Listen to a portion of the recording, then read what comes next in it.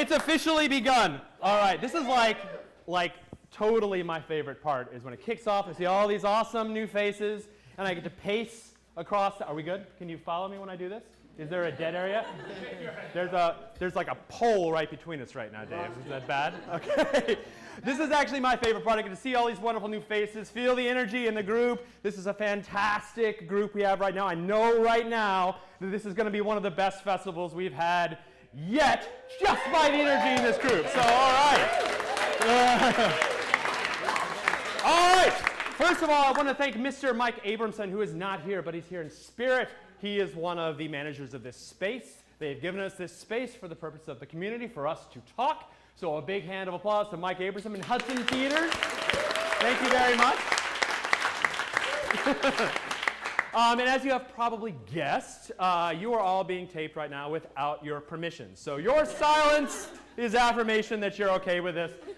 This is Fringe TV up here. This will be available on the YouTube channel, youtube.com/Hollywood Fringe, as well as a whole bunch of other stuff from previous festivals. And then Fringe TV will be updating that channel as time goes by. So by all means, go subscribe to your YouTubes. Enjoy it. Fringe, which is hopefully why we're all here, is a reasonably large subject. There's quite a lot to talk about. There's as much to talk about in the context of Fringe as there is to talk about in producing a work of the performing arts. So each of these town halls and each of these workshops that will be coming into our future prior to the actual festival will be focused in one way or another on a specific aspect of the Fringe. This particular meeting is all about getting started, how the Fringe works, how to register, how to find a venue, the very basics on producing a show at the Fringe. I am going to talk quickly. I have a lot of caffeine in me, so I will be talking quickly so that we have enough time for Q&A, which is something that we haven't had a lot of time for in the past because I just go on and on and on like I am right now. All right. Okay, today we're going to, as I said, planning, budgeting, the whole thing to get started. It's fine if you want to have your laptops, your cell phones, your iPads, your do-witchies. It's fine. I will not in any way be angry. It's good to take notes. If you are on the Twitters right now, and moving forward, some of us are only on Twitter during Fringe, and that's okay, because it is an excellent place to communicate with one another. If for those of you that know what hashtags are, fantastic. For those that don't, ask the person next to you. They probably do. Our hashtag for now until the end of time, otherwise known as the end of June, it will feel like the end of time, by the way, is HFF15, hashtag HFF15. So feel free to tweet on that right now. I understand there's also a thing called Shit Ben Hill Says. That's me. If I say something particularly weird, by all means embarrass me on the public internet. No Greg Crafts here to push it, which is sad. All right. We're going to begin now. What is the Fringe? It's important in this case to a little bit of history, and I will be very quick. When we were selling the Fringe, this is all I talked about. We started in, the Fringe, the movement, started in the year 1947, recently after the close of a big war in Europe. They were looking for a festival to heal the wounds. This was not the Edinburgh Festival Fringe in Scotland. This was the Edinburgh International Festival, or the EIF, which is still there today. It is a curated festival. They do wonderful work, but it is curated. So back in 1947, a lot of artists across the UK and in Europe said, feel free to sit down, felt, why am I not invited to this massive festival? So they camped out along the fringes of the festival. And there was born the Edinburgh Festival Fringe, because they were on the fringes of the festival. Over time, the Edinburgh Festival Fringe, or the festival, actually grew significantly larger than its parent or quasi-parent, the Edinburgh International Festival, and as a result is now the largest performing arts festival in the world. That aspect of non-curation, that aspect of open access, is, according to many people in their minds, the hallmark, the core of what a Fringe festival is. It basically means there's no one standing between you and your office. No old men with beards, no offense to old men with beards, and you know, Skyrise is deciding here's who gets in and who gets to do art, and who does not get to do art. You all get to do art. It's with the concept that every group can find its audience, that every group has a voice, something to say, something positive to enter into the world of humanity, and hopefully that's why you're all here as well, to give something to the world of humanity, to make this a better place to live and to work and to culture. Yes, I just made that a verb. After the Fringe's popularity in Edinburgh, this phenomenon of an open access festival started to catch on, like a disease that no one was vaccinated for. Sorry to bring the politics in. It started to catch on and on and on and on and on. And right now, almost every major city, initially in the Western world, but now even in the rest of the world, has a Fringe festival. That brings us to 2010, here in our fair city of angels. In 2010, after 3 years of planning, we launched the Hollywood Fringe Festival 2010, HFF 10. And we started with about 138 shows, I think, which sounds pretty large, right? Last year, we had close to 300 shows. We had well over 1,500 performances. And you might say to yourself, my God, how can I possibly make my little project stand out in a field of 1,500 performances? Aha! You've come to the right place. Not this town hall, the next town hall. We're going to talk specifically how to break out, how to make the show, you know, the sort of the talk of the Fringe, who to talk to, how connections work, and the whole thing. So it is possible. People have absolutely broken out. So do not be nervous. There is tried and true ways to break out. Plus, you have the benefit of of a large audience that comes to the Fringe every year. So fear not. It's all going to be good. We are a bit of a unique Fringe model in the sense that we are open access. Anybody can join as long as they find a venue, within the Fringe zone and register for the festival. You may join. We, unlike the Edinburgh Festival Fringe, started with a very robust central organization. There's a lot of members of the central organization in here today, and we help you get your way through the Fringe through training, through support, through discounts, through lining up all the venues together, all the independently operated venues together to actually make the Fringe happen. So fundamentally, we, the staff of the Hollywood Fringe Festival, are here to support you, to guide you along the way, and to help you succeed. And that's our reason for existing. All right, so let us move on and talk about what the Hollywood Fringe Festival is, and almost as importantly, what it isn't. What it is: a quote-unquote performing arts festival. We are not a theater festival. We are not a dance festival. We are not a general arts festival. We're not a film festival. We are mainly 99.99% based on history, a performing arts festival. Does this mean you can't have a wine tasting show? Absolutely not. You can do whatever the hell you want. Just saying that it happens to be that 99% of our shows traditionally have been of the performing arts. So, and that is obviously a very big umbrella. What is it? We touched on this. It is an open access festival. And that means anybody with an idea, a thought, a vision, a dream may bring it to the stage here.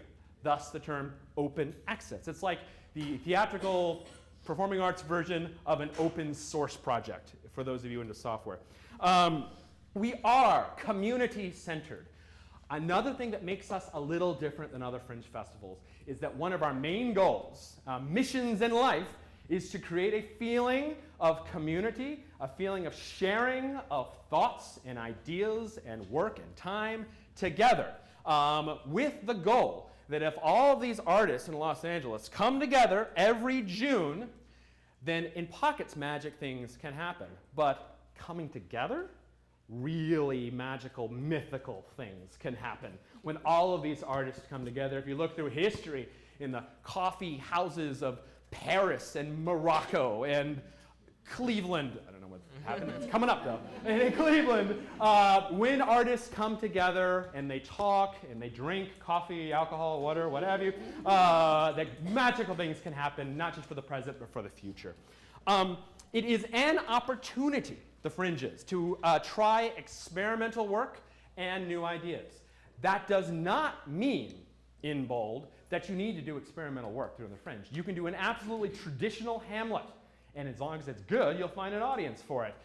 But for those of you looking for an opportunity to take a risk, this is that place. You may take a risk here without people pointing at you and saying you're bad. Well, unless you're really bad, but I can't talk about that. It is also an opportunity to refine existing work. Because we're on a quote-unquote Fringe circuit, we get bands of artists from other Fringe festivals that are touring around the world, coming here, and it gives them an opportunity to try new audiences, to try existing work. It is absolutely an opportunity to build upon existing audiences. The nice thing about the Fringe, and I talk about the Fringe effect, you'll hear about this because I'll talk about it, is the concept of the Fringe effect is that you bring your audience, and you bring your audience, and you bring your audience, and suddenly your audiences are all intertwined in this festival. Your audience sees their show, their audience sees their show, on and on and on and on, and everyone leaves the Fringe with a bigger audience. And that really is the goal, is to push you towards success in the quote-unquote off-season, not just the on-season. We've launched several big, small companies coming out of the Fringe in the past 5 years. So as a result of the exposure and the experience that they get in the Fringe, they go on, they incorporate, they get larger, they find a permanent space, they start touring the nation. That has all absolutely happened. A lot of very big names have started in a Fringe festival environment. Okay, what it isn't, and we touched on this, it is not a curated festival, meaning, and I say it again, I'm going to say it a few times, if you find a venue within the bounds of the festival, if you register, no one's going to say your work is too weird, experimental, it's wrong, it's not politically correct, it's too politically correct. No one's going to say that. We're just going to say welcome. And we've had some pretty not so politically correct shows in the past. Isn't that right, Matt Quinn? It is not. What else isn't it? It is a place to send your play to us saying, will you accept my play? We accept fully produced productions. You can't just send us your play to our P.O. box and say, unfortunately it doesn't happen very often, but it has happened a couple times. Hey, I'm a playwright of a play. Can I submit it to the Fringe?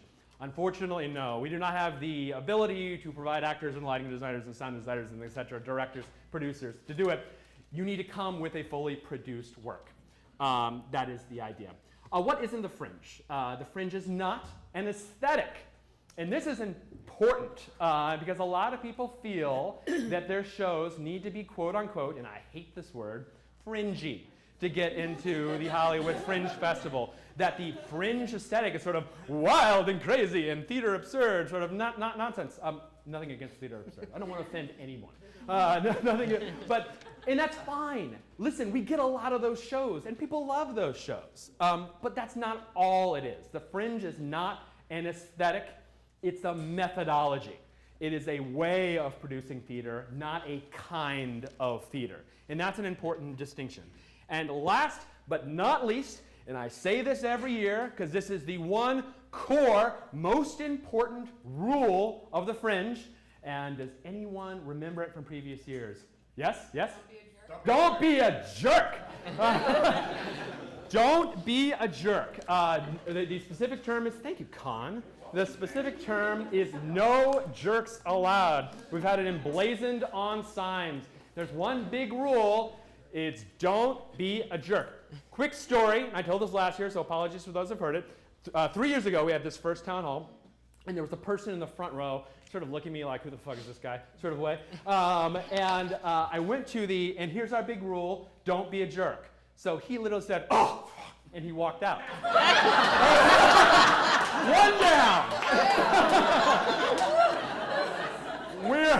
We're all nice to each other here. We're respectful for everybody.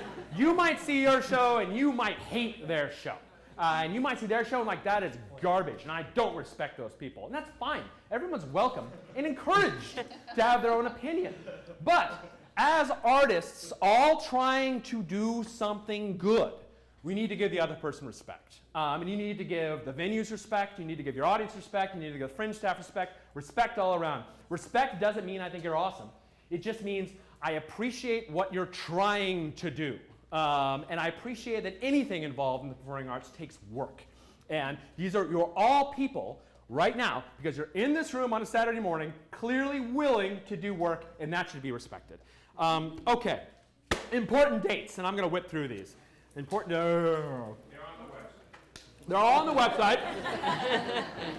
But here they are really quickly. I'm going to burn through them. February 1st, everyone knows, registration is open. February 15th, and that is actually next week, at Theater Asylum. Here's Matt Quinn from Theater Asylum. There will be a venue workshop. And for those of you looking for venues, which I imagine is most of you, that is a reasonably important workshop to go to because you can actually meet many of the venues face to face. So February 15th is next Sunday from 4 to 6 p.m. at Theater Asylum. For those of you looking for a venue, this is a great time, a great event to go to.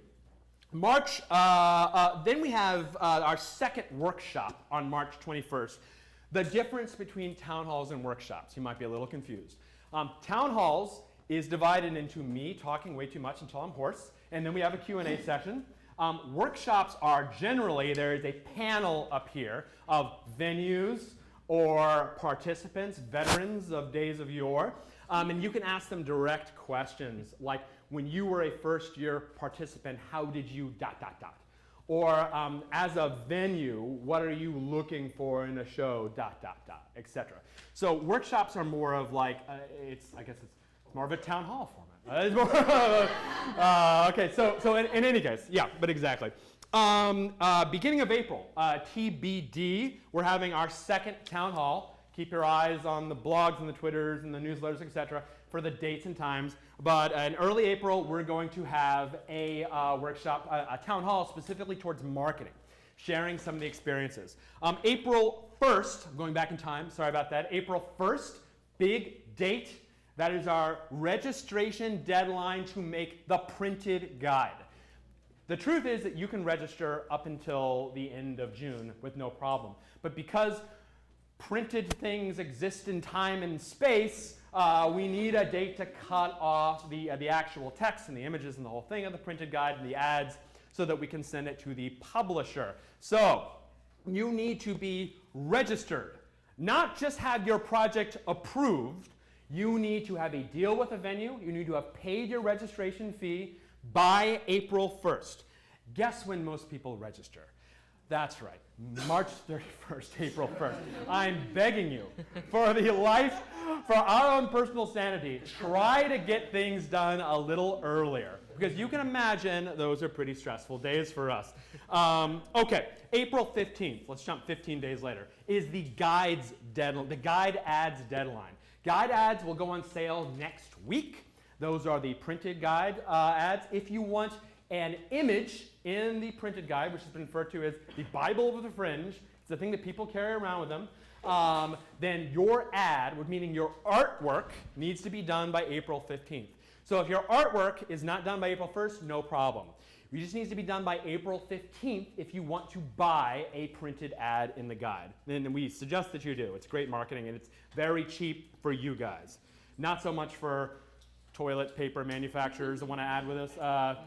I say that every year, and there still hasn't been a toilet paper manufacturer. I don't know what I'm going for. Okay, really quickly, April 18th is our third workshop, and that's finishing the process. May 1st, and that's at Theater Asylum from 2:30 to 4:30 p.m., and that's April 18th.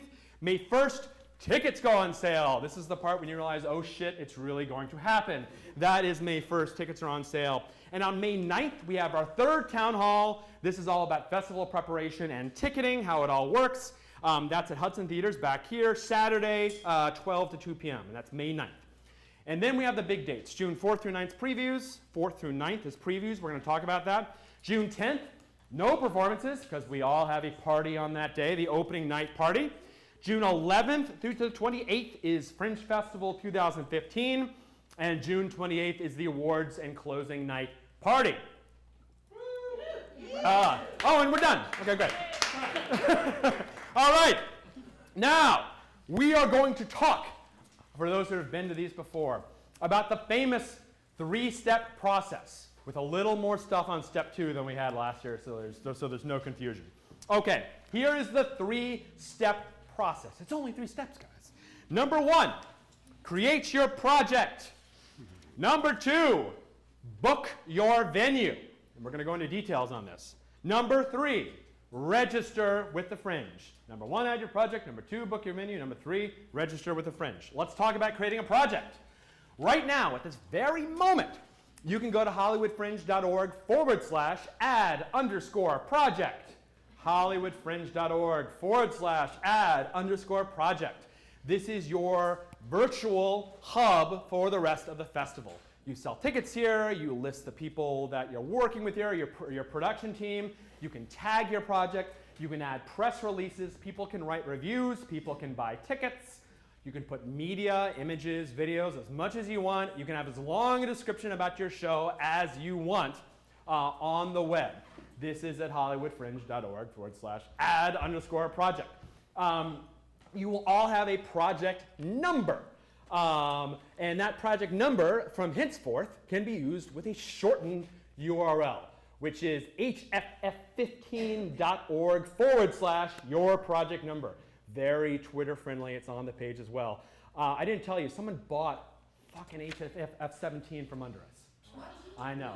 So we're HFF17.co now. So I got it. Yeah, we got to get it. I appreciate it, man. I'll give you $5. So when we hit HFF17, serious identity problem. All right. I always buy 1 year in ahead, but I realized I should have bought 10 years in ahead. Okay. Right. We talked about all that. We're super. Okay. And keep in mind that let's say you don't know the company name or you don't know the name of the show. This is all fine. You can still move forward with the process saying the yet unnamed blippity-doo company project or something like that. If you don't know the company, if you don't know all the information, it's fine. Theoretically, you have until April 1st to lock down your specifics as far as the printed guide goes. So feel free to go ahead and add your project even if you don't have all your kit together yet. It's totally fine. Okay, that's adding a project. It's simple. I encourage you to do it. The second step of the 3-step process is book your venue. Okay, the first core rule of venues is the one thing that we say no to every year. We get to say yes. The nice thing about our jobs is we get to say yes, yes, yes, yes, absolutely. You want to do a show with juggling naked clowns that spray paint each other's buttocks? By all means, yes. Go for it. Someone's going to do that. Jeremy Aluma? That's good, that's good. The one rule is that there are boundaries to where your venues can be. Why, Ben? What an asshole. Why can't I use my Culver City address? It's so we can do this community thing, so everyone is close by one another, so you can walk. For those of you that are more on the New York walking style rather than the LA walking style, you can walk between shows, between venues. And also, patrons can walk between shows, between venues, and it encourages that I'm going to see 5 shows today sort of vibe, which is why we have bordered off where the Hollywood Fringe Festival can be. Those borders are, and this is on the website, if you go to hollywoodfringe.org/learn, there's a ton of information there, or hit the About link at the top. There's a ton of information there, but included in there is where is the Fringe. And in that article, it states that Franklin to the north, Wilton to the east, Melrose to the south, and La Brea to the west. Franklin, Wilton, Melrose, La Brea, if north is up, which it obviously always is. Those are the boundaries. On the website now are a list of venues that have chosen to participate and market themselves through the Fringe. They're all fantastic venues. We've worked with many of them for many, many years, and many of them know exactly what they're doing. Okay, but let's say there's a venue, you want to create your own venue, you want to start your own venue. That's also totally fine. You just need to find a space, you need to get a little insurance, and we'll add you to the site, and you can be your own venue. You can do it just for your show, or you can book other shows. And for those of you who don't want to be your own venue, all of those venues on the site are terrific. So by all means, we are blessed not only with beautiful venues in Hollywood, we are blessed with with beautiful people running those venues that really know what they're doing. So you're in good hands there. Once you have created a project, you may make sure you're logged in. Once you've created a project, you may apply to those venues online. If you go to the venue pages, you'll see a big button that says apply to this venue with my project. It's shorter than that. That's basically the idea. And in which case, you give the venue a certain amount of information, what you're looking for, technical specifics, and then you appear on their dashboard. So you're on their radar at that point. We suggest to follow up with a phone call, with an email address, with a message through the site, just to let them know if you haven't heard back in a week, nicely, respectfully say, hi, we applied a week ago. We'd love to see if there's any space available for us. We're a very interesting troupe, la, la, la, la, la, la, la. And create a nice business-like relationship. The key here, business, professional, producers, working with other producers. Respect, respect, respect. Here's how it works from that point on. And this is probably one of the bigger confusions about how the booking process works. Before you can register, before you can give us money to help market you, the first step is that you need to have a deal struck with your venue. If you apply to your venue through the site, and you talk to them and you work out dates, etc., they will add some stuff on the site to their end, and you will get an email saying, congratulations, you had booked a venue with the site. Click this link to register. I'll say it again because this is one of the more confusing things. After you apply to a venue and you've worked out all the details, you've signed a contract with the venue, which is something we strongly suggest, a physical pen and paper contract, that you will receive an email saying the venue has officially booked you through the Fringe site. Your performances have been added into the Fringe site. Click this link to register. At that point, you will be taken to a page where you will pay your registration fees, and you will officially be a participant in the Hollywood Fringe Festival 2015. If at any point along the way you have any questions about this, I don't know what venue to choose, I haven't heard back from my venue yet, am I doing this right? Any questions you might have, support at hollywoodfringe.org. We are used to getting a lot of questions, so it's fine. We have a few people who are responsible for checking this email regularly. So please, if you have a question, just email us, support at hollywoodfringe.org. We will get back to you within 24 hours into the next business day. So if you get to us on Friday, say afternoon, you're probably not going to hear back from us until Monday, but you will. We try to get back to people very quickly. It's our SLA, our service level agreement. We say that we pledge to you that we'll get back to you within 1 week day. During the festival itself, when ticketing is live, yes, we work 7 days a week on support. So it changes a little there. Just to keep people sane, we don't do support on Saturdays and Sundays. Okay, so that's clear. Great. Okay, so that's how the venue process works. So that's step 2. If you have questions on this, just save them to the end, and we'll be able to answer them. Venues, is that clear? Do you feel that's clear in the process? All the venues in here? Okay, great. Yell at me if it's not clear. Okay, great. Step number 3. Step number 1, add your project. Step number 2, book your venues. Step number 3, register with the Fringe. Okay, this is the point where you actually pay your fee and officially brought into the Fringe fold. What does registration get you is a question. Number 1, it gets you a listing in the Fringe guide. Not an image. It gets you the title of your show, the dates of your show, your company, and a bunch of other information, most all textual. If you want to buy an ad for the printed guide, here's another benefit you get. You get heavily discounted ads in the Fringe guide, but you need to go out and actually get them. And trust me, we will let you know when they're due, what you need to do, but start thinking about that now. For registering, you get a public link on the Hollywood Fringe website. As I said, this is where about 95% of tickets are sold that are sold through the Fringe. So make your page look as good as you can by having artwork and the whole thing, decking it out, description, etc. You get ticket sales through Fringe venues, and that includes the web. We have a phone line. We have a walk-up service at Fringe Central, a box office where people can buy, and we have a mobile app where people can buy tickets. So we basically sell tickets for you.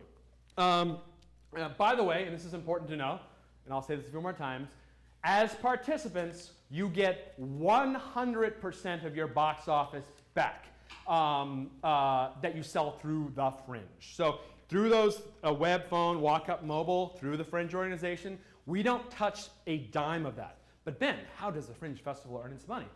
We actually run our own ticketing service. We don't use Ticketmaster or Round Paper Tickets or any of the other services. We run our own. So the service fee that your patrons, not you, are paying per ticket, which is small, it starts at $1.75 a ticket. The part that doesn't go to the bank goes back to the Fringe, and it helps us market the Fringe better. So that's how we make money on ticket sales. Okay, good to know.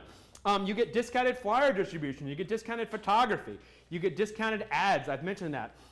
You get discounted notices and say backstage in LA Weekly. You get support, we've talked about that. You get interviews on Fringe TV, and we'll talk about that a bit the next time.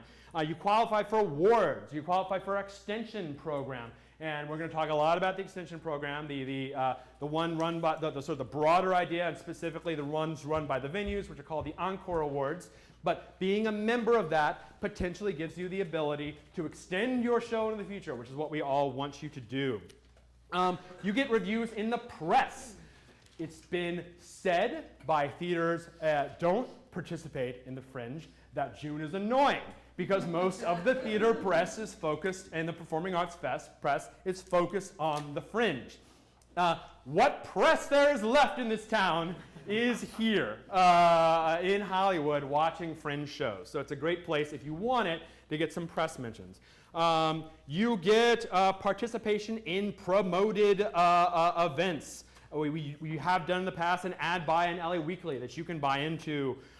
We buy ads on Backstage, on KPCC, the radio station, Discover Hollywood, lots of Facebook, Google ads. We have billboards, we have pole signs. We do whatever we can in this huge, expensive city to get the word out as much as possible. And every year, we've seen significant gains in ticket sales. So like first year was like, to this year, where people were easily selling 60 to 70% of their audience by participating and following the basic rules of marketing. So you're all doing the right thing. You're here. Continue to come to these, especially the marketing ones, because we'll tell you how to sell those tickets, which is obviously what we all want. We're also adding new promotions all the time. So keep your eyes on. If you have an in with a media outlet or some sort of service that creates XYZ that might benefit performing arts participants, let us know. If they're willing to give a discount, we might list them in our participant guide, which we usually release in early April, which has all of the information you need on marketing your show, the discounted deals that we've bartered for you, et cetera, et cetera. Okay, those are the 3 steps: adding your project, booking your venue, and finally paying your registration fee. Those are the 3 steps. We're going to talk about money. I know, how gauche, but we're going to talk about money. The last thing that any of us on the staff wants is for you guys to rent your venue, to pay the registration fee, and lose money. That is the absolute last thing we want you to do. We want you at the very least to break even, and having done this amazing thing and hopefully paid yourselves, your actors, your designers a little money, that's fantastic. That's what we want. And of course, make a little money on top of that, fantastic. Goes towards the next production. So we're going to talk about money. The first thing, how much does it cost to produce a Hollywood Fringe show? Really, you only need to pay 2 things at the minimum. At the minimum, 2 things. One is rent on your venues. Now, I've mentioned this before. The venues are independent organizations. We do not run any venues except Fringe Central, which is not a performing arts venue. It's a bar, party, community venue. It's your clubhouse. That's what Fringe Central is. The venues themselves are independently operating businesses in Hollywood, trying to scrape by just like the rest of us are. So they're running their own things. So when you're talking to them, they might have packages, they might do it by the performance. Each venue's a little different. Each venue has a slightly different pricing structure. Ask, make sure that it's within your budget, make sure that you're getting the sort of venue that you want. You might think, oh my God, I've never produced before, but I'm fantastic. I'm going to fill this 99-seat space. I would encourage you not to go that way. I would encourage you to try to get a smaller venue for your first go-round. And if you sell out, fantastic. There's significantly worse things than selling out of a performance. Then you can come back the next year with an idea. I have an audience. I've proven myself. Now I'll get a slightly larger venue. So keep that in mind from a budgetary perspective. So that's the first thing of the two things you absolutely need to pay is rent on your venue. Again, not paying us, you're paying your venue. The registration fee goes towards our ever-growing marketing budget that helps us market you. A very large percentage of the money the revenue that the Fringe pulls in goes directly back to marketing the producers of the festival and the festival itself. And that's where that money goes, in case you were ever curious. There's just two conceivable fees you can pay us. The first is the regular price fee. It's the most common. It's for people who are having multiple performances whereby people pay money at the door. And FYI, the average price over the past 6 years has been $12 a ticket. That is the average price. That doesn't mean it needs to be $12. Actually, you set your own prices. There are some guys that do pay what you can all the way. There's some people who do pay what you can for press previews, which we encourage. And there are some people that charge $25 because they know that they have a fan base that's willing to pay $25 for you. Now, if you're, again, this first-time producer at the Fringe, do I suggest that you charge $25 for your patrons? No, and actually here's what's going to happen. You're going to charge $25, and then you're not going to sell many tickets, and then you're going to lower your ticket prices. This is what happens. So $12 is the average. Higher or lower, it's entirely up to you, as are many things in the Fringe. Okay, so $250 is if you have multiple performances and you charge at the door. If you have a single performance that's free or you charge at the door, the registration price, it's called a one-off, the registration price is $175. If you have a multi-performance show where you charge nothing, otherwise known as a free show, all across the board, then it's also $175. So your typical multiple performance charging at the door, registration fees $250, your one-off show $175, your series of free performances $175. And those are the registration fees. And for the record, they have not gone up since 2011. They have stayed exactly the same. We don't want to make our money off of artists. We would much rather make money off of your audience members. Slash foundations, sponsors, grants, et cetera, et cetera. Okay, those are the two big things you can count on paying for. Number one, venues. Number two, registration fees. Other things you might consider paying are actors,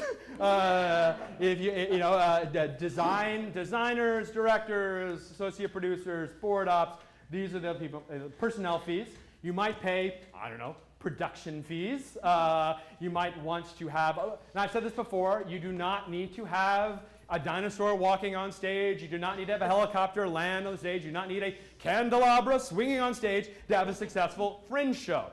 Think the Fantastics. The Fantastics, it's fantastic. And it's also a classic Fringe show. There is a box on stage and some chairs. Hugely successful show, classic Fringe show. Why do I say this? It's because in most venues, believe it or not, you are not the only show there. There are 3 before you and 4 after you on that same day. You usually have a very limited amount of time to move things on and off, and you usually have zero, if very little space to store things. So when you're putting this together, realize you can save money on actual, not quality. Don't spend as much as you want on quality, but on actual performance, production gear, fancy sets, fancy costumes, etc. That's a place where you can save a little money on the Fringe because everyone else is in the same boat. Everyone else is a 15-minute on, 15-minute off sort of policy. And Ezra, our friend Ezra, is going to come up and talk a little later. Hi, Ezra. That does not mean Fringe is a place to do, pardon the French, shitty work. That is not what it means. Fringe does not equal shitty work. Fringe sometimes mean work on a budget, but not compromising quality, not compromising professionalism. And that's the great thing about it, is that it's a level playing field for everyone. You do not need to spend a lot of money on your show. You just need to spend a lot of heart and time and brain on your show to make it a great Fringe show. Okay. And the last thing I'll mention is marketing fees. Everyone's coming from a different perspective as far as your bank is concerned. We're going to talk about budgets.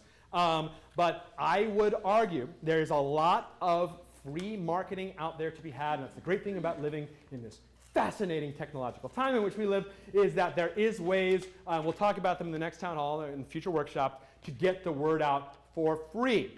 Word of mouth, friends and family, social obviously is the thing we've been talking about for a long time. There's a way to promote for free.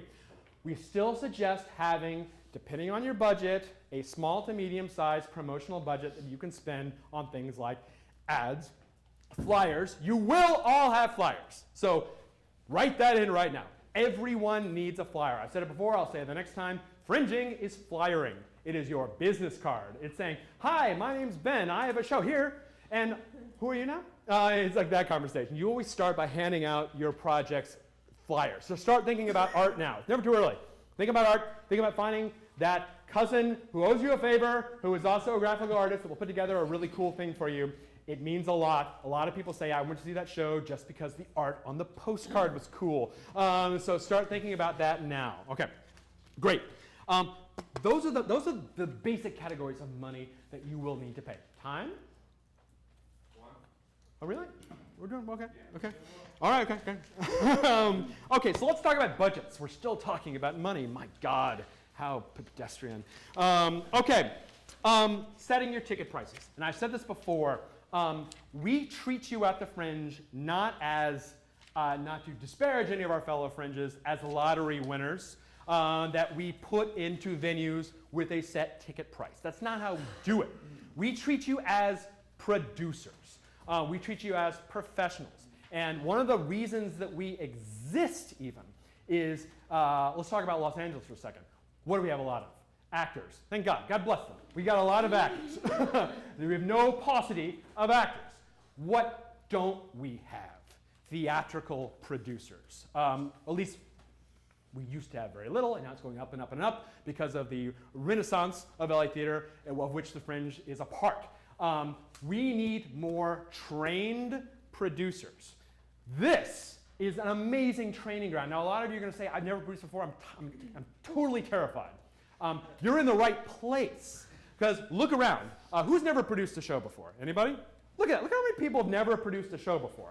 And I think that the people who aren't here would even have a larger percentage. It's fine. You're all in good company. We're here to help you.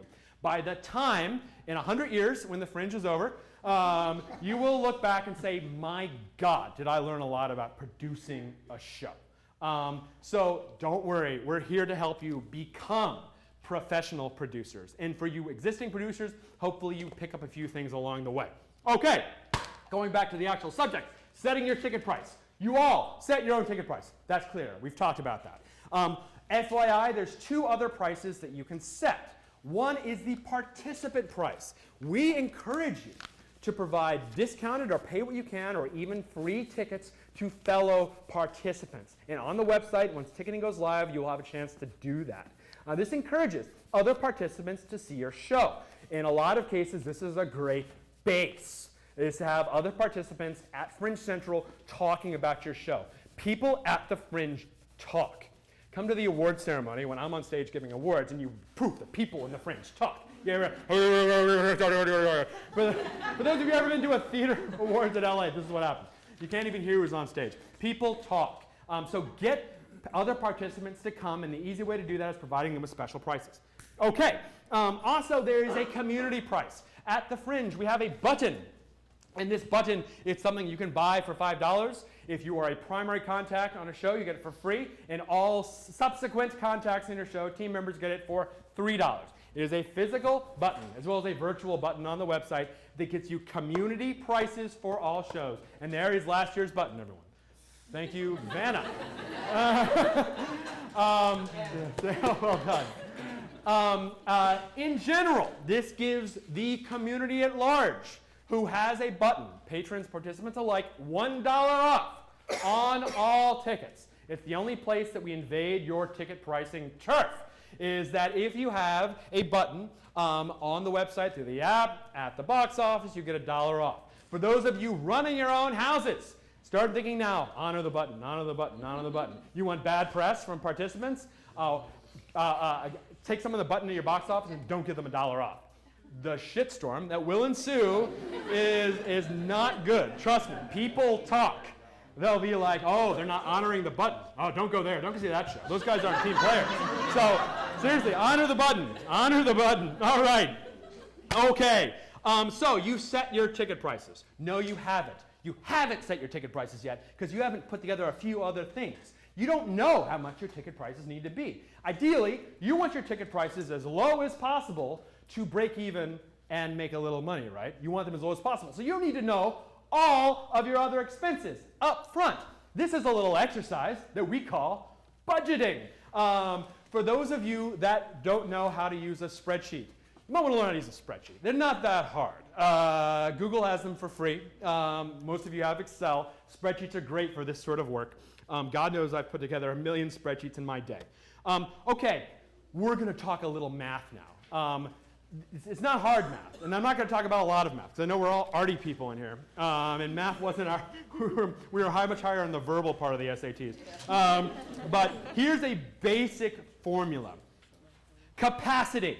Capacity is how many people can fit in your venue. Times ticket price, your ticket price, times your sell-through rate, the percentage of your house you think you're going to sell, presented as a decimal.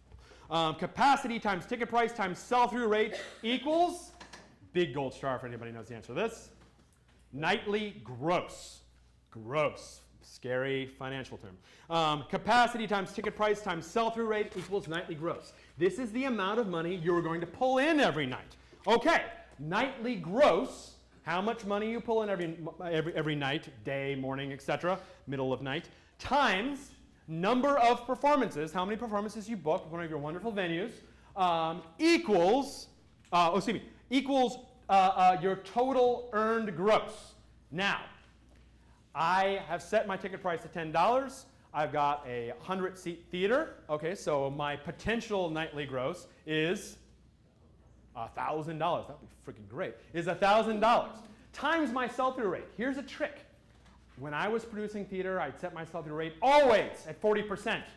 That way, if I sold 60 or 70%, I was delightfully delighted. It was like awesome. Okay, so I can count on $400 a night. That's what I can count on. $10 times 100 seats times 40% sell-through, $400 a night. Then I have 10 performances, so I have the opportunity to make $4,000. In the run of it, I can have a certain amount of confidence that I can make $4,000. But I need $5,000 to do the show, because I have production costs, marketing expenses, etc. I therefore have a $1,000 gap.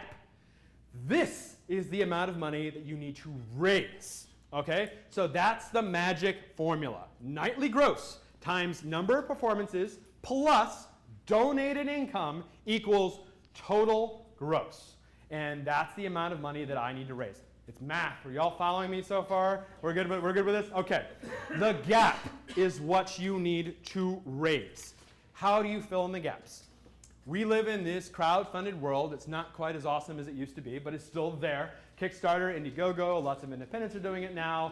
You can do a Kickstarter. And I'm sure when you come to some of our workshops, a lot of them have done Kickstarters, Indiegogos, crowdfunded campaigns. They'll be happy to give you a lot of advice. They're hard. They take money. They take time. They don't take money. They take time. They take time to get done. Friends and families are bases. Existing audiences are bases. Anyone you know. Say, we're raising money for this. We're pushing for it. We're pushing for it. We're pushing for it. And that's the money that you need to raise. And set that in your sights and make it happen. And then when you've raised that money, when you've paid your registration fee, you've paid your venue fee, you know exactly what your budget is because you worked on it this month, and you're looking forward to the next 5 months, you're saying, okay, I feel reasonably financially secure about this.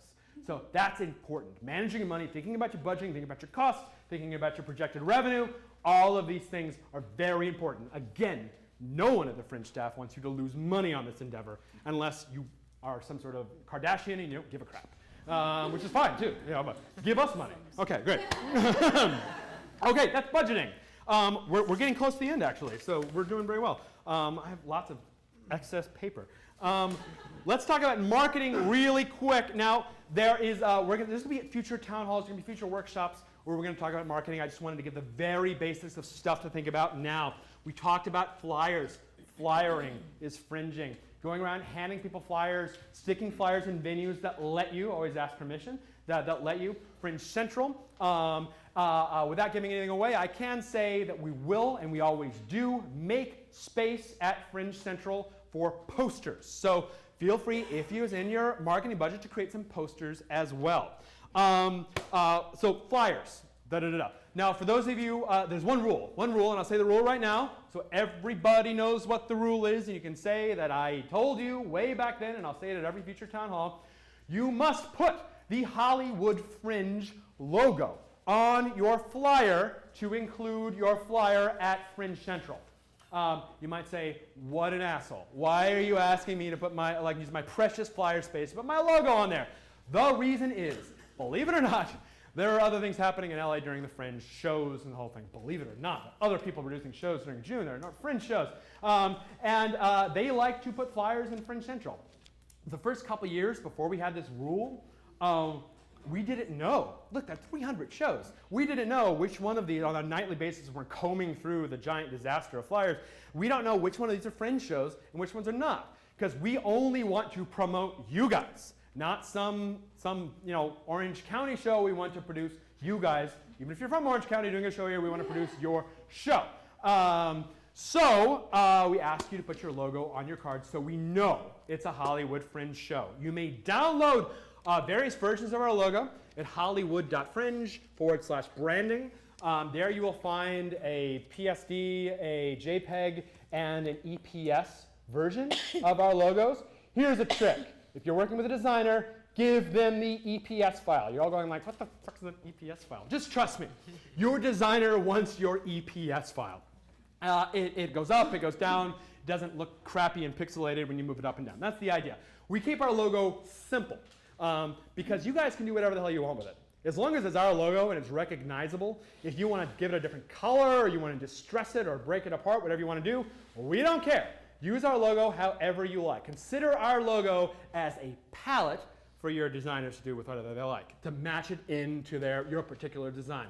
So hollywoodfringe.org/branding. That's where to download the logo. Okay, I will mention this logo thing in the future because it's terrible when people print out all their postcards, their flyers, their baseball cards, whatever they have, without a logo, and we say, oh, we can't display this.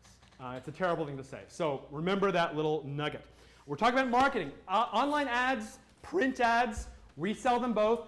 Online ads on the Hollywood Fringe website, we get, during the on sale last year, well over 1 million hits. So online ads, it's a pretty good place to get seen. It's going increasingly popular. It's a great place to advertise, is buying a Hollywood Fringe online ad, as well as the printed ad in the printed guide.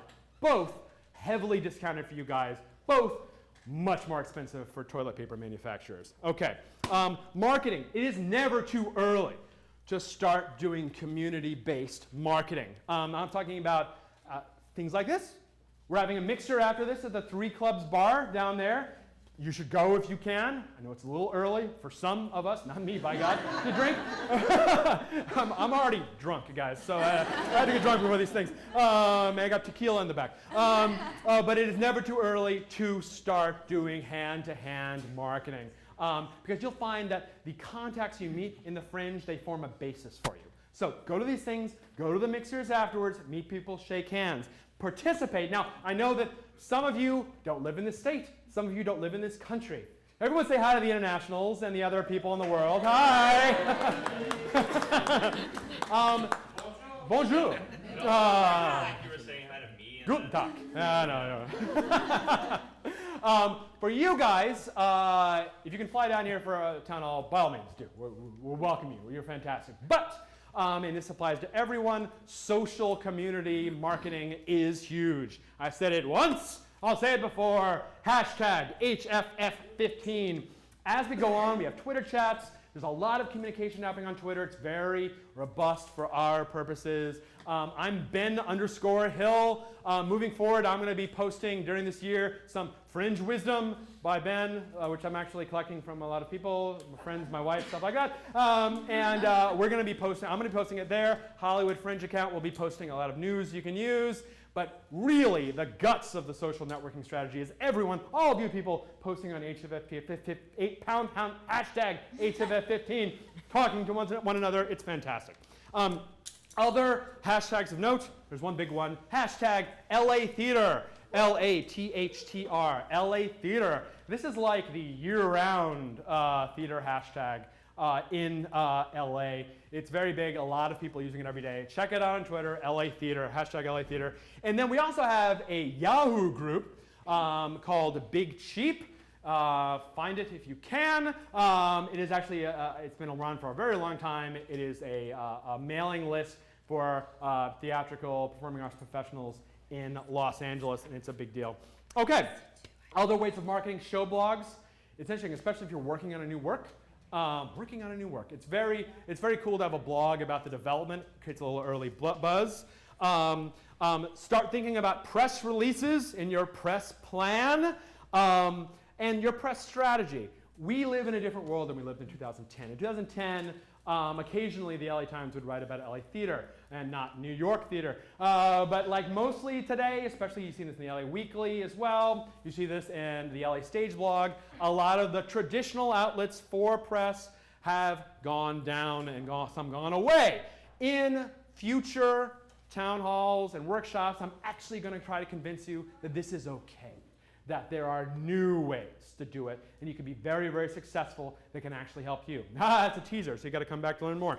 And most importantly, know your audience. Marketing begins with an understanding of the product. Yes, it's a work of art, but let's put that back of your head. Start thinking as producers. What you've got is a product, like a widget. Think if you got a widget, right? How do I sell this widget?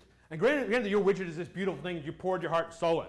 But come back for a second. Don't look at it. You think, no, it's a widget. It's a widget. How can I sell this widget? Who wants this widget? In any business class, that's the first thing they tell you. Know your customer.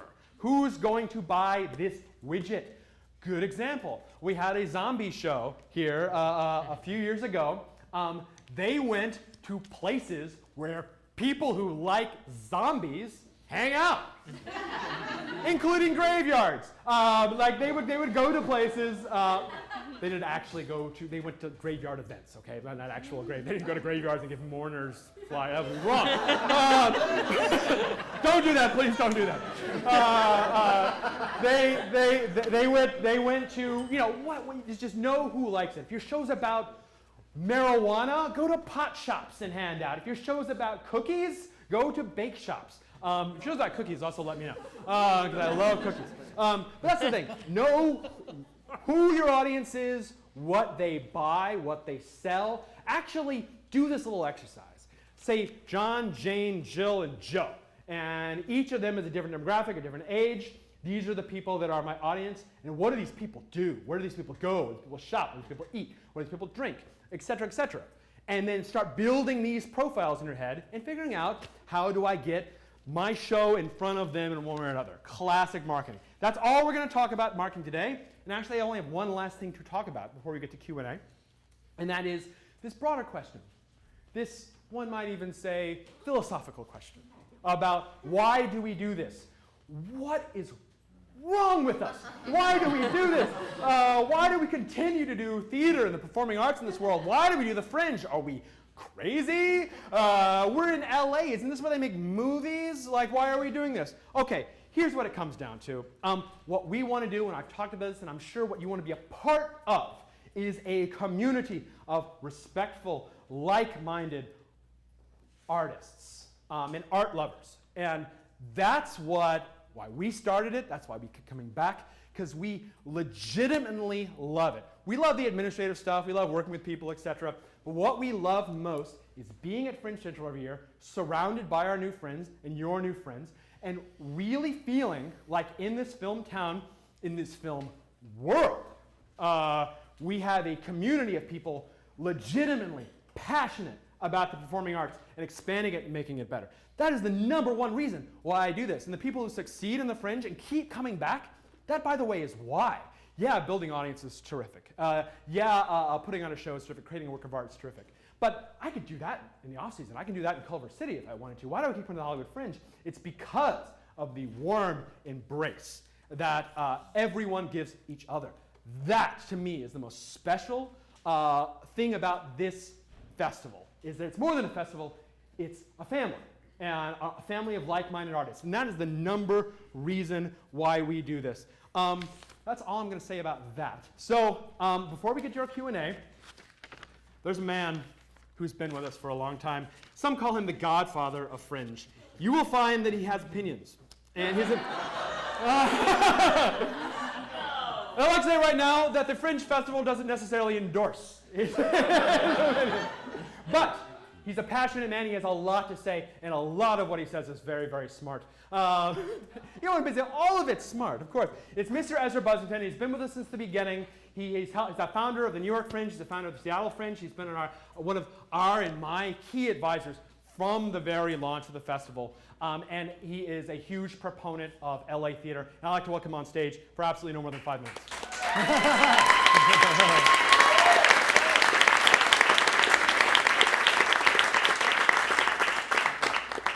I love that guy. What a jerk, right? Yep. Don't be that. Here's the thing. I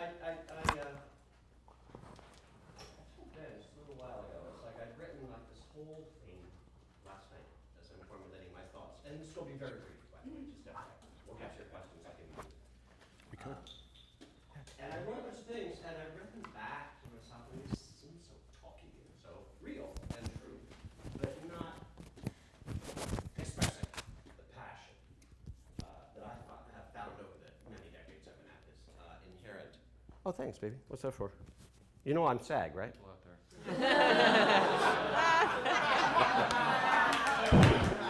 Not for nothing. Go Union. Okay, at any rate, I wrote a whole bunch of crap last night. It was really good, and it was really strong, and it made the points that I wanted to make. But there seemed just, the heart seemed to be somehow lacking. So what he suggested I do, and what I agree I should do, is just pretty much speak from the heart about my thoughts about Fringe in general, LA in particular, but specifically Hollywood Fringe and Los Angeles theater, and how important it is, what it is we're doing in ways that I don't think even the most seasoned LA artist, theatrician, fully grasps. I think many understand it, but I don't think they fully grasp it. So I'll speak from my heart with notes. So first of all, congratulations on being part of what I view, again, as a major historical event in Los Angeles theater. Los Angeles has always been viewed since, Louis B. Mailer plunked his fat butt down and started making movies here. Yay to him, because I have a career. But it's always been viewed as a film town, a TV town, not a theater town. New York feels this. I spent 20 years there. Europe feels this. Everybody feels this. It's up to us to represent to the rest of the world, now that we have an international and national platform with which to do it, that we are not only a theater town, we are one of the best theater towns in the world. Per capita, we've always had the highest numbers. I don't know if you realize that. Per capita, we have more theater here than they do anywhere else, certainly in the country, if not the world. The quality, like everywhere else, is shaky. Of course it is. That's part and parcel to the business. They can't all be hits, unfortunately. Otherwise, I'd have a better career. But it's very important that we embrace our presence and our strength within the theatrical world internationally. Now, what Ben and Khan and the entire motley crew of the Hollywood Fringe Festival have done for now 6 years is assist in placing Los Angeles Fringe Theater on the international map. This is a great fucking thing. But it's also a very dangerous thing. Because now, the onus of the quality of what we present, The way we approach our art and our craft as professional theatricians is on us individually, not the festival, us individually as producers within the presenting organization of Hollywood Fringe. Now, what we choose to present at the festival, none of this has anything to do with content, by the way, as Ben was saying. The spray-painted ass clowns, I'm all for it. You know, hashtag spray-painted ass clowns. I will be in the front row with a can, considering it for the Ezra Buzzington Spirit of the Fringe Award, just FYI. And it will be a contender. If you're brand new at this, great! That's the best thing in the freaking world. But we all must share the same thing. The knowledge that everything we do on these stages, though we're maybe just doing it for our friends, though we're maybe just doing it for ourselves, though we're maybe doing it to get a longer run in Los Angeles, what the hell ever reason we're doing it for, it's being viewed internationally. Opinions are being created by how we behave if we start our show on time or late, how we have presented the piece, if we brought in 15 couches and 17 chandeliers for a piece that required 2 chairs. Everything we do as theatricians, professional theatricians in Los Angeles now, is being judged on a completely different level. And believe me, I have feelers out there. The eyes are on us. They were last year, especially the 5th year, and they're especially now on us this year. That's up to us to prove to the world that we can and do this better than a hell of a lot of other places. Now, if when you're directing a show, for example, or producing a show, you think, okay, well, can I do this, please stop and consider. That decision you're making isn't just about you. It's about every other local artist and their image and how we're represented now to the world, thanks in great part to the Hollywood Fringe Festival. More than any other festival in the world, Hollywood Fringe is equal to the sum of its parts at this point. I think we can make it more. I think we can set trends. We can affect the world in a more tangible way than we can in a regular 99-cent production that we run for 6 weeks. We can reach far more people through the Hollywood Fringe Festival. So how we are viewed is very, very important. We're in this together. Let's show the world that Los Angeles theater is not only thriving in numbers, but it can also hold its own when it comes to professionalism and creativity. It's not just your show. It's not just your friends. Be your best. Be who you are. Be true to your vision. But be a pro. Be slick about it. Know what you're doing. People are whispering.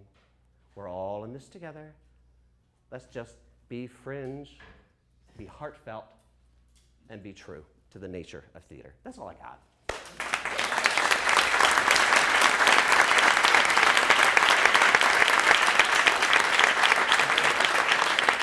Oh, that's my phone. That was your phone. I've been hashtagging what shit Ben Hill says for like the last half hour.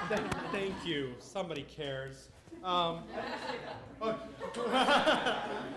I actually do endorse almost everything he said. I especially like the 99-cent theater. I don't know if that was a vocal typo or you meant to say that.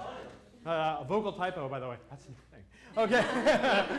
All right, guys. Thank you, Ezra. Now is that time. What's our time? 1:24. Wow, it's got to be a record. All right. 1:24. It's 1:24, everybody. Nice job. We made it. Okay. We're going to spend the rest of our time, which is 36 minutes, taking your questions, taking your answers. Now, it's kindergarten rules. Please raise your hand. I'll try to get to everyone. If you raise your hand, what we'll do is in the last 5 minutes, we'll have a lightning answer session. So I'll just be calling on people really quickly and giving the quick answers. Don't need this anymore. Do need this. All right. So without further ado, who has a question? Front row. Yes. Okay.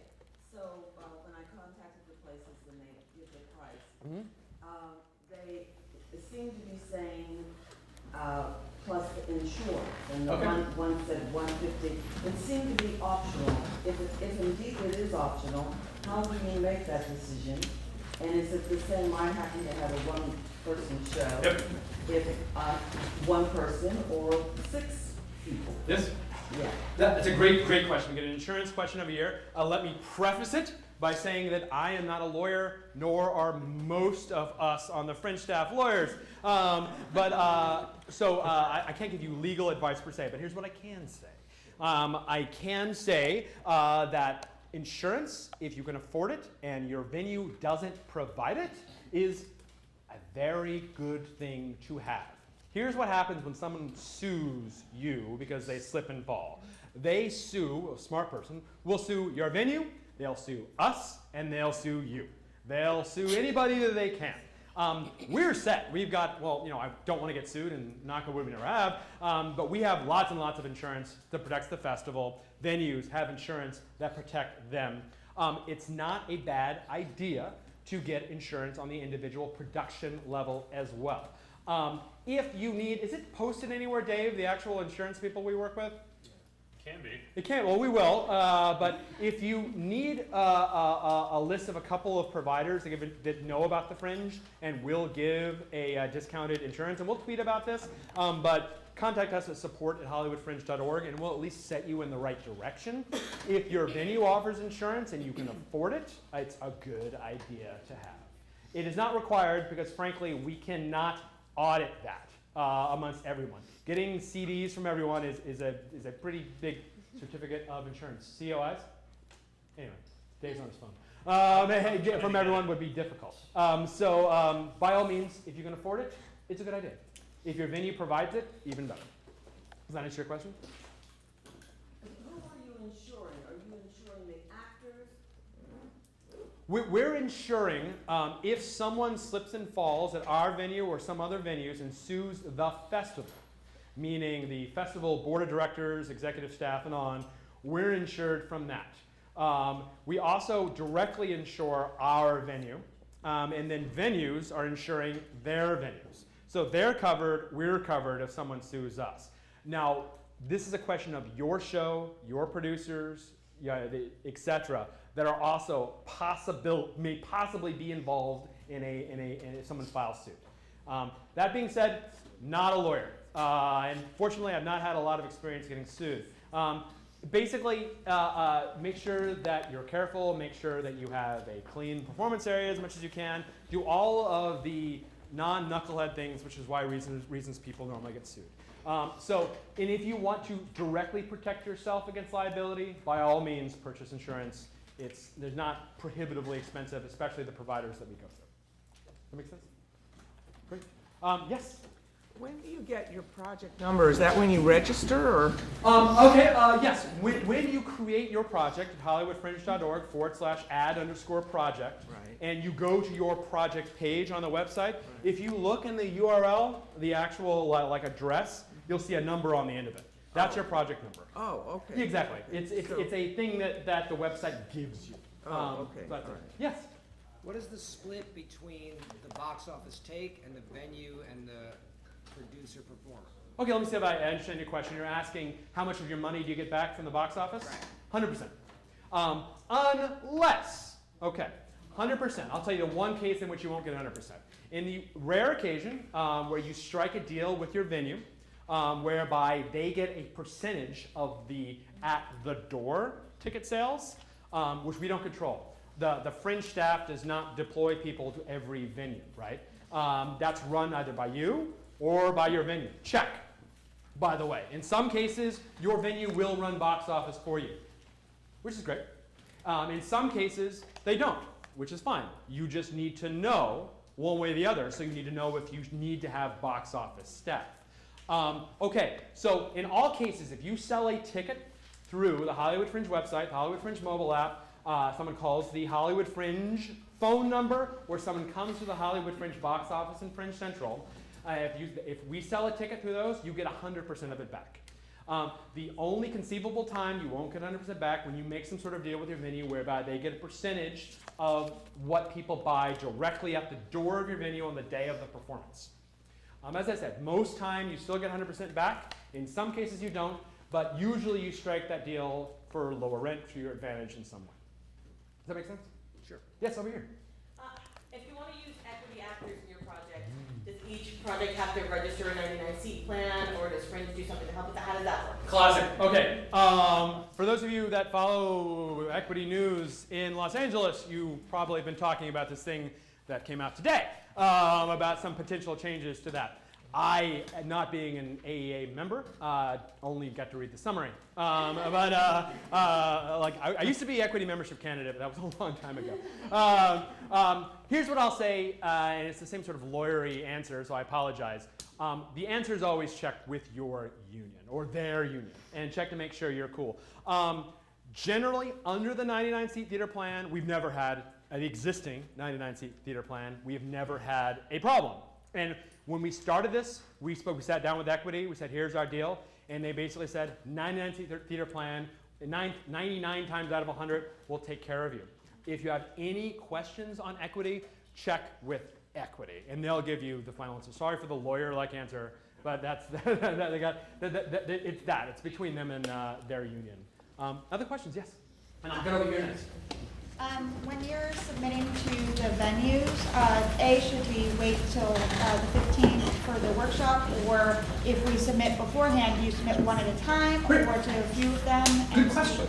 Good question. Okay, so for those of you that are checking out venues, the wonderful venues that we currently have, most of them have videos associated with them, so you can see the walkthrough, see pictures of it, you can read details on the venue. The big question for you is capacity. Can you sell through that much, etc.? A lot of people do it differently. Some people get their hearts just like devoted towards one venue, and you really want that venue.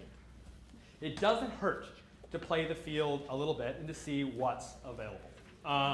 So I would say definitely come next weekend, meet real active venue people. And actually, do you raise your hand if you're representing a venue here tonight and say what venue you're representing? This gentleman? Matthew Quinn, Theater Asylum. And just a quick note, we'll be having an open house following this down at the Asylum for all the spaces except the lab, which will be open at 4. That's terrific, and the Asylum is actually on the walk to 3 clubs. So that's terrific. Speaking of? Davis McGowan, 3 clubs. 3 clubs is also a big venue. Yes? Sean Kelly, McCann Place Theater. Oh, terrific. Hi, I'm glad you're back. We should talk. Who else? Any other venues in the house tonight? That's it. Okay, great. Come next week. There will be more. So terrific. But there was an actual question. All right, I think I answered your question. As far as, by all means, playing the field doesn't hurt. Getting a feeling what's going on. You can go to the Asylum open house. I know that venues are going to schedule other open houses down the road where you'll be able to see other ones.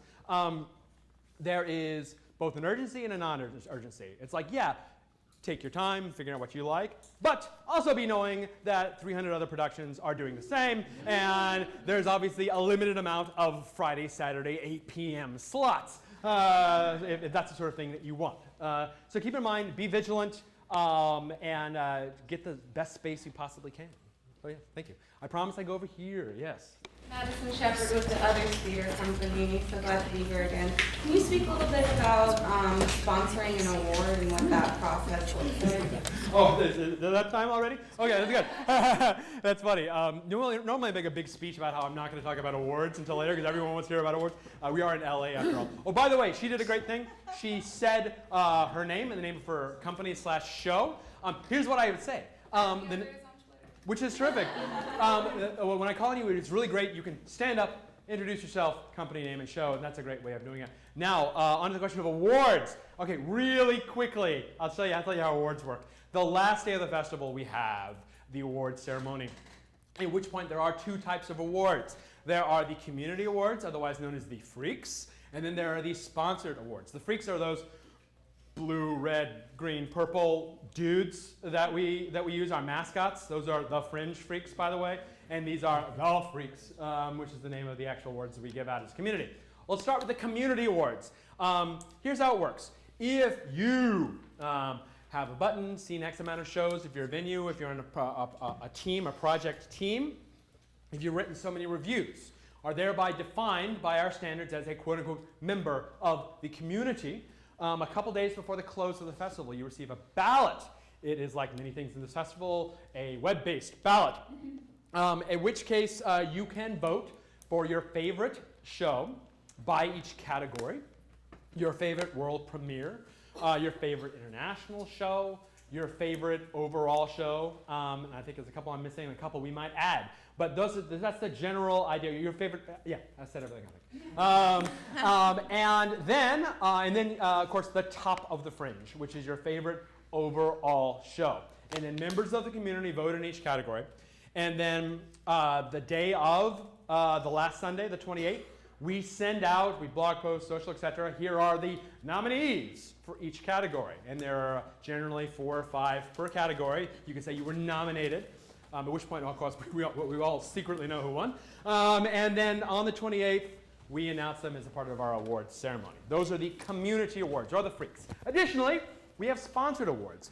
If you are an incorporated organization, we have a few other things you need to be as well. You may submit to provide a sponsored award. You may not this year provide 8 sponsor awards. Just to move things along, we're going to limit the amount of awards you can give. Sorry, everybody that gave out 8 awards. If you're interested in sponsoring awards, there'll be information posted about that soon. There's a form online that you need to fill out. And one thing we started doing last year, and by the way, those are purely curated based on the sponsoring organizations. We have absolutely nothing to do with it. You'll see awards like award for lighting design, or the Mombasa Theater Company Award, and stuff like that about certain things. Prior to when we announce the sponsor awards, we have them all fill out forms, and then shortly before the festival, usually in May, we'll tell you all what all the sponsored awards are, how you qualify, and who to contact.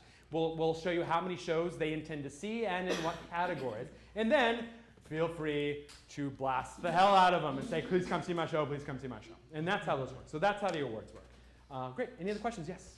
You mentioned fostering the press contacts for Yes. show, and that we should create a press release. But is that something as a production we should directly target those same people? Do you have a resource for that where we'll know who? Good question. We want state scene, blah, blah, blah, to come. Excellent good question. LA Bitter Lemons, which is a site I think most of you know, and you should know it. If you don't, it's bitter-lemons.com. It's the, oh, how you doing? It's like the Rotten Tomatoes for LA theater. Has provided us with a list of professional press contacts, organizations, not people, that you can go to. It's on the website. If you go to at the top of the website, go to the About. And I think the article's called All About Press, dealing with the press. Press awareness. There is a list there of major LA press agencies, major blogs, etc. Additionally, and we didn't talk about this too much, we say create a press release. There's going to be a lot of talk about how to create a press release. There's a way to do it, and there's a way not to do it. There is billions of examples of well put together press releases out there. I suggest you look them up, because you want your press release to follow a certain format. We provide you a place on your project page to post your press releases, at which point those press releases are put together on a single page at hollywoodfringe.org/press. Can be sorted by category, can be sorted by show, and this is a resource for press. The press can go there and they can see all of the projects that have posted press release. Hint, a lot of press organizations will only review /see shows that have posted a press release on the Hollywood Fringe website. So we strongly suggest you start working on the process of putting together your press release. And there's a couple other things I wanted to say about press. Oh, right. Additionally, there is a mechanic on the Fringe site for press to register as official qualified members of the press, which means that our press office has looked through it. They said, yes, this is a real press outlet. They'll receive a press lanyard and also the ability to request press tickets on your shows. So if you want to be reviewed and you get an email, here's another trick. During the Fringe, check your emails. Check your emails. You will get an email saying so-and-so from LA Weekly is interested in seeing your show. Click this link to put a comp on your will call sheet. Okay, we make it really easy for you. You click the link Everything is filled out for you. All you need to do is hit add ticket. And then boom, they're on your will call sheet. If you want to be reviewed, I suggest you give them press comps. Generally, as a matter of etiquette, press will only ask for 1 seat. If they ask for 12 seats, I go, dude. But generally, as a matter of etiquette, they'll only ask for 1 seat. Sometimes maybe 2. It is entirely up to you how you want to handle this. So that's it. We're going to talk a lot about press in future workshops, but that's a little teaser of how it works. Anyone other questions? Yes, sir. Have you guys determined the dates of What is your name, Fringe? sir? What's your name yeah, of sorry. your show, please? Jeremy Aluma, 4 Clowns. Yeah. Have you guys determined the dates of like Fringe Prom? Are those usually on Wednesdays? I can't remember. Oh, they're usually on Wednesdays. Okay, so during the Fringe, we like to party. So we have various parties along the way. We have, historically, we've had Fringe Prom is the party that keeps coming back. It's the prom that all the theater kids who stayed home and watched Francis Ford Coppola's Dracula, I'm not talking from personal experience, and made broccoli with soy sauce and their parents' wok, again, not talking from personal experience, wanted when they couldn't get a date for prom. It is that prom that you always wanted as a performing arts nerd. And we make it that way. It's the prom you always wanted. And that's one of the parties. Additional parties have included our famous live band karaoke party, which is always a blast. It's be your own rock star, come dress as your own rock star. What other parties did we have last year? Oh, the end of the world party. The last Saturday we had the end of the world party. That was a big one. What other parties do we have? Opening night party, closing night ceremony party. Big. Opening night party, big. Yeah, and the prom. Thank you. And the prom, and who knows? This is Zay Weaver, who organizes our parties. And we will decide sometime in the next couple of months what those parties this year will be. But they are usually on Wednesday and Saturday evening. Yes, exactly. Yes. Hi, Krista Amagon with Ray Burley Productions. Hi. One quick question. The March 21st Fringe Workshop, Yes. I missed what that is going to be focusing on. Marketing? Crap. The March 21st, is that the page that I threw away? Yes. Okay. And Fringe TV gets to see my butt. The March 21st workshop is about money and promotion. Thank you. That's the subject. Highly suggest you come. I'm going to go over here, then I'm going to come back here. Yes? Hi, Marion Schneider with Mine is Yours Theater Company. We are coming back this year. So we are interested in doing Hollywood Fringe and then moving on to New York Fringe. Okay. Can you like forward me to someone who has done it before, or do you have a page on your website that kind of like? Oh, about Fringe NYC? Yeah, like, or how to do it back to back. Okay. That one's in August. Anybody done Fringe NYC in the group? There you go. Awesome. So find these people later, and they'll tell you all about Fringe NYC.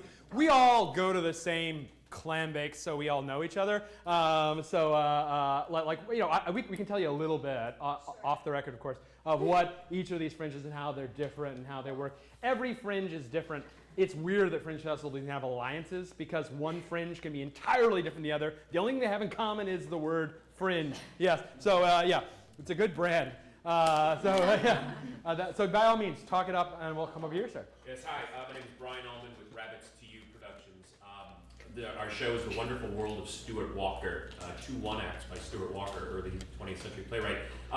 This is our 3rd year, Yay. And this is our first time we're going and doing all ages family friendly. Hey. And I'm curious if anybody has done any of that. Yes. And I'm curious, I'd like to pick some brains about marketing, so maybe afterwards we can talk and get your. Great, thank you. This man wants to know about family friends, so find him afterwards and talk to him about family. He has the beard. Yes. Hello, my name is Felice Heather Monteith, and my company is Fairyland Creations Unlimited, and I'm doing a show called the Miranda King George Show here at the Hudson in June. Yay. And 13th. It's a sketch comedy interview show. Any the Who, I have 2 questions. One would be, I'm a virgin, meaning for the show. And in real life, I've re-virginized myself. Having flashbacks of my prom now. Half of my class got pregnant at prom. It was amazing at graduation. I was like, You must have gone to different schools. Okay. not me. Anyway, pay what you can for the press for that preview show that you're doing for the press. Is that for all the audience to come in and pay what they can, or do you set your price for the audience to see and press, is comfortable? Well, the thing with press, like actual people who are registered on the site as press, I wouldn't encourage charging them. Especially if you want them to write reviews or good reviews on your show. I wouldn't suggest charging them. Now, the way I see previews, and everyone put together their own strategy. But I can tell you that a winning strategy, based on 5 years of experience and what I've seen, has been to don't worry about revenue during previews.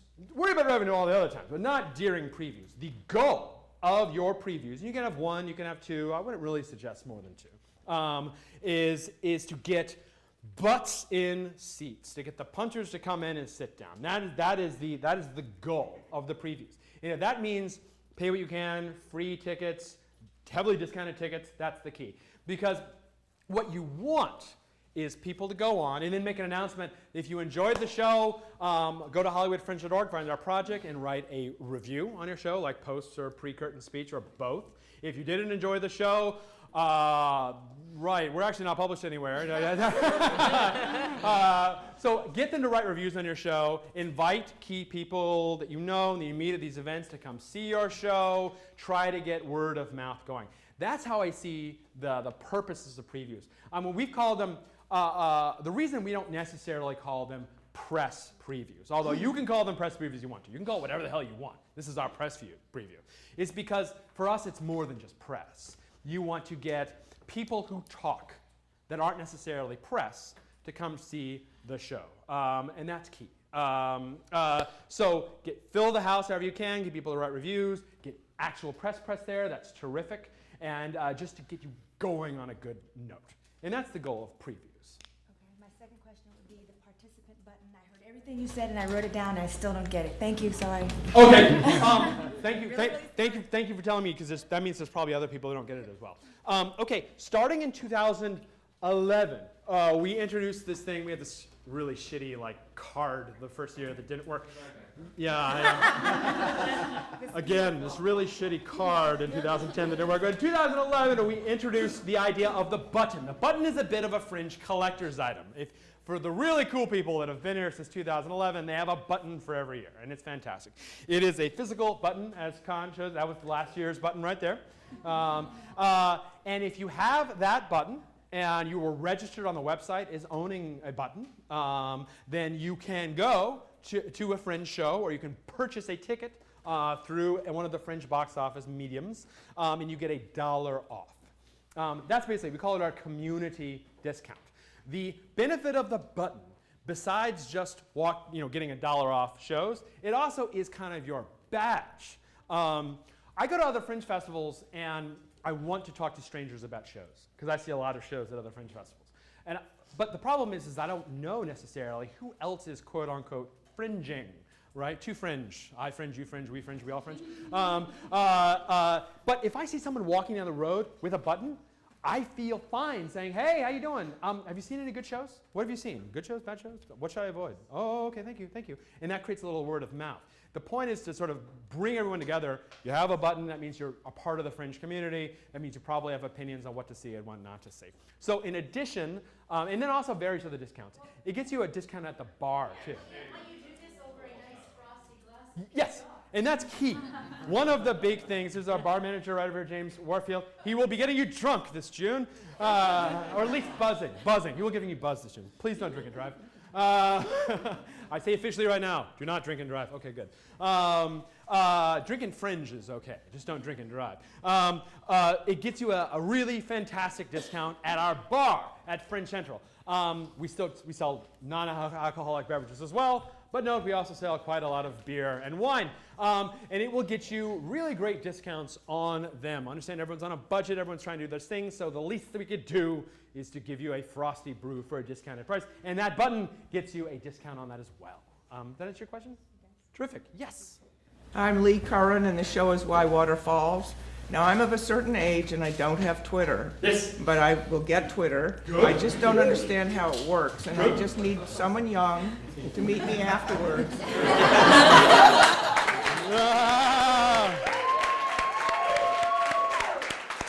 Okay, I will give you the 3 laws of Twitter. The one thing people do with Twitter is they overcomplicate it. There's 3 things you need to know about Twitter. One is you can make posts on Twitter. You can say, "Hi, my name is Ben, and I'm having fun at the Fringe." That is that's the post on Twitter. The rule is it needs to be less than 140 characters. The letter I, the number 1, the space is a character. So less than 140 characters. It's called micro-blogging, if people remember that term. That's number 1, at least 140 characters. Rule number 2, when you refer to someone on Twitter, you do @, like an email, Ben_Hill. @Ben_Hill. When the hell are you going to stop talking? That is a tweet I've gotten quite a lot. When you're talking to someone, @. When you're talking about something, hashtag. So @BenHill, I'm really looking forward to hashtag HFF15. So to someone, about something, hashtag. Well, how do you get people, I mean, if you don't have an account, then there's nobody out there who's going to respond to my Great question. Yeah. By posting on hashtag HFF15. That was my question. Exactly, because people will see, who is this person, I don't know, posting on hashtag HFF15. Oh, they're putting interesting things about the show. I'll follow them. Okay. Also, Jeremy, are you putting your list together? Yeah, I have a list already of everybody that tweets at us. I'll add you to a Fringe 2015 list. There we go. Oh, okay. So you can just scroll through and then add all those people, and then most of them will just add you right back. So you're going to come to my house. Yes. I'm going to send you a telegram via pigeon. And then you just circle yes and send it. How are you doing time? 10 minutes. Okay, we're gonna talk for 5 more minutes regularly, and we're gonna have the lightning round. Who's got a question? This side? Anyone question? Over here. Side? Over here, yes. Hi, I'm Jennifer Dawn. I'm doing Jennifer Donna Summer Live and More, a recreation of Donna Summer's 1978 Live and More concert. I'm wondering, do you have on the Fringe website any sample budgets from previous participants? Golly, no. That's sort of the thing. Is my fly down? Okay, good. All right. That would have been embarrassing. All right, sorry. We do not, although that's a great idea. Let's think about that. That's a great idea. Now, this is why the workshops are terrific. Come to the workshops and you can ask that question to veteran participants specifically about how much did you end up spending on this? It's a very common question. How much did you spend on marketing? How much did you spend on production? What was your overall budget? How many performances should I do? All of these are fantastic questions, and they're great workshop questions. Because you're not talking to me, who's never produced a Fringe show in his life. Well, I guess that's not necessarily true. But people who actually come back every year and are on the ground and they produce it. So that's an excellent question, and it's an excellent suggestion for us, too, to put something like that on the website. So thank you. Absolutely. Who hasn't spoken yet? Yes, and then you. I'm Priscilla. My show's called Nurses and Hypochondriacs. You met my family. Okay. So my question is, do you guys have a resource of graphic artists, of lighting people, of director, meaning people that we could probably pull from, and maybe if they would negotiate pay or what? It's a common question. We actually don't have that. What I would suggest is Twitter, big, cheap, that Yahoo list I talked about, going to these events, asking people, networking, etc. We keep threatening to do this cattle call audition for the Fringe, which we'll eventually do one year. But right now, we don't necessarily have that sort of list. It's a great idea for something for us to have on the website moving forward, is like, here's a Fringe directory of people that are available to work. But right now, I'd say looking for a fantastic, awesome show, looking for a director, looking for a producer, looking for designers, looking for actors, and then post that wherever you can and keep going at it. I think it's a great idea. And then come to the workshops and ask other participants how they find designers, how they find directors. That's a great thing. Yes, sir. I'm Sam Burkett with Sam Burkett Entertainment, creative writer and producer of Branson's sitcom, which will be at the Ruby Theater of the Complex this June. Hey. And I have a question. The press, do they just come to the preview night, or do they come to other nights? All over the place. All over the place. A lot of them come to the previews. As I said, you can call it a press preview, you can call it a regular preview. A lot of them come during the Fringe itself. I'd say the reason why we have, one of the reasons why we have previews, because it's an opportunity for you to attract press such that when the thing is actually published, that is available the first week of Fringe proper, which is why we have it then. That being said, there's nothing wrong with getting a review halfway through your run. And one strategy, we didn't talk much about performance strategies. One strategy I've seen people use, if you can do it, it's hard for people out of town to do this, is to spread your performances out along the Fringe. You have like an entire month to spread it out. What's tragic to me, I say, is you had 2 previews and you had 5 performances the first week. And no one really learns about it until that last performance, which you sell out because everybody wants to see it, and that's great. But now they're saying, hey, you're going to have another performance? You're like, no, it's the last one. And so then people who want to see your show can't see it, which is heartbreaking, right? Which is why we suggest, if you can get the venue space, if you're in town and lodging isn't an issue, is to spread it out over it. So you have a preview, nobody really goes. You have a first performance, some actual people that see shows see it. And they talk. The next one, 75% of your house. Then you sell out the rest of your run. And this happens. I swear to you, it happens. Shows that are completely surprising that no one hears about, out of the blue pop up, and they're a darling of the Fringe. They're the one everyone's talking about. Oh, have you seen that show yet? Oh, you haven't seen that? Tickets are going fast. You better see that show. Oh, they just added another performance. It's sold out in 12 hours. You should really go see that show. It happens. Each festival has its quote-unquote sleepers, its darlings that come out of nowhere that nobody knows, and suddenly it's like, oh my God, that was amazing. And people talk, and people sell out houses. So spread it out. 5 minutes. All right, what we're going to do now is the world-famous Town Hall lightning round. I apologize for being quick. So everyone who has a question, raise your hand. Holy crap. 1, 2, 3, 4, 5, 6, 7. 7 more questions, no cheating. Okay, we're going to go from here to there, starting with Monica Martin. It's really more of a statement. Yes? I was going to address the designer and things like that. You might find that your venues have designers and people that they work with in that capacity that are familiar with their equipment and so on and so on. The next thing is we are going to start venue open houses on Tuesday night. I think between like 3 and 6, yeah, Matt? Yeah, 3 to 6. Yeah, where you can just go up and down the road here and drop in and see spaces and meet other participants. Let us know that, Bob. We'll try to promote it for you, too. We're having a venue meeting Thursday. We'll just decide this. Also planning more dovetailing before and after these meetings, so you guys can come and kind of do 2 birds with 1 stone. As mentioned, we're doing one today. I will be here for 10 minutes to pass out cards, and then I'll be hustling over to the asylum. Great. So we'll be promoting these venue open houses as well, so keep your eye. Follow us on Facebook, and if we pay $1,000 to actually get to you after you follow us, you'll see it. Or follow us on Twitter. Seriously. We'll talk more about that later. But we'll check us on Twitter, follow our newsletters, all this sort of stuff, and we'll also remind you about these things. Okay, who was number 2? Yes. Hi, I'm Chris Bramante. My theater troupe is Robot Teammate and Accidental Party. Our musical is a science fiction show called Time Heart. I'm wondering, you mentioned the zombie thing. Yes. I know in my own nerd communities where I would go to promote our show, but I was wondering if there's a good way amongst the community ourselves where we can make like genre friends, or what's the best way to... Okay, fringe ships. Yes, it is a term. Hashtag fringe ships. Every year there seems to be weird themes that happen. Like we had this strange Jesus theme one year, and then we had a zombie theme, and then we had a Shakespeare mashup theme year. And yeah, you have these little nerdy little groups. I say that with love, having their own sort of thing. Check, once the final list goes up, check to see if there are any other shows that sort of share you. You can use the tag system sometimes to share it. You can tag your shows, you can say zombies, geeks, naked male clowns, etc. Like tags that you can actually follow. And that's a good way to find sort of what the genre is.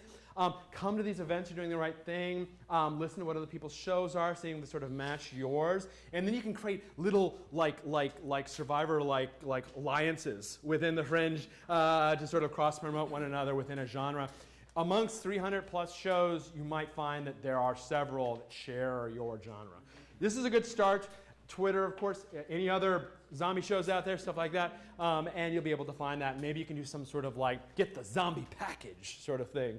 So yeah, by all means, keep attending these. We have 6 of them this year, which is one more than we've ever had. Twitter, get the word out, talk to people, and look at tags on the website and see if there's any that match yours. Number 3, yes. Christian Edsel. I'm not with the company. I'm trying to produce Cat's Paw by Willie Master Simone on my own. I have no idea what I'm doing. Are there standard rates that venues typically charge, just so I know if I'm getting ripped off or not? One of the hedges against quote-unquote getting ripped off, although I really don't see that here is the good news, is to check out a couple venues and compare. What we have here is your standard, like Adam Smith-like open market, right? What ends up happening is, and this has happened, if one venue charges up here and other venues are down here, like at a mid-level, this venue will feel like, oh, maybe we're overcharging, and they all lower their price, so there's sort of like its own economy within it. There is no set price. There's no price fixing, to use another capitalist term, within the Fringe community itself. Your best hedge against knowing what the prevailing rates are is to talk to more than one venue. But the venues that have been around, they are familiar with the market. Generally, the older ones, those rates have been tried and true over time, and they match other venues' rates. That being said, some venues have packages. Some venues are like in these general time slots for this much. Some other venues have per performance. Sometimes the performances are more expensive for 8 o'clock Saturday night and cheaper for 2 p.m. on a Tuesday.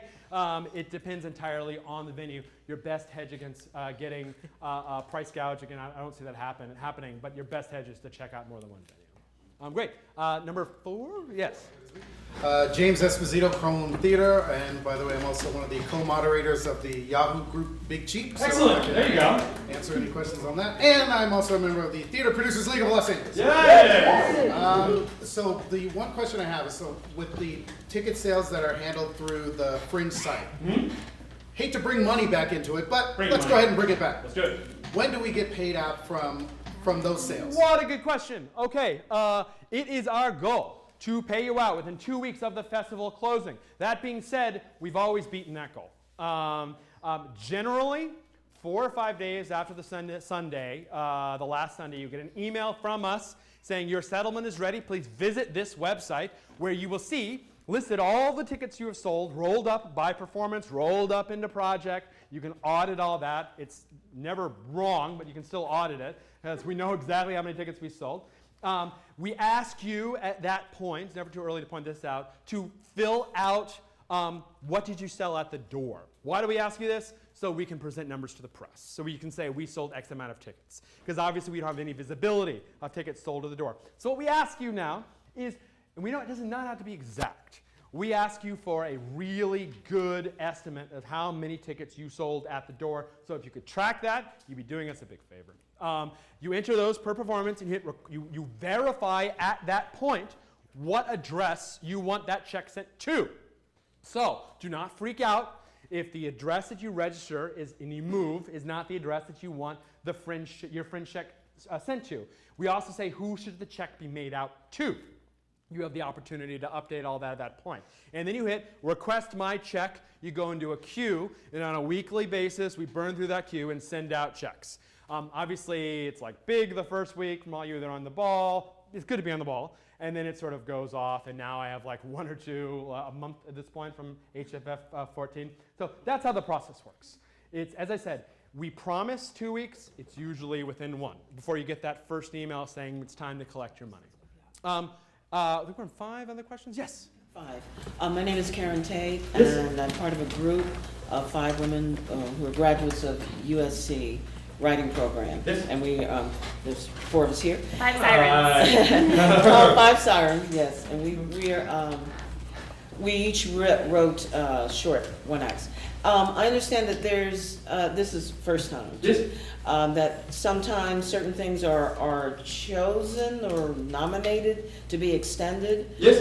Is that like one of the awards, or how does that work? Of course. Okay, so it actually is one of the awards, and Matt Quinn up here is one of the managers of that program.